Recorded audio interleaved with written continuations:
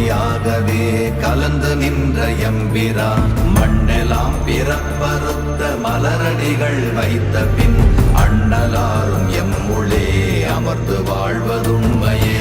ஓம் நமச்சிவாய.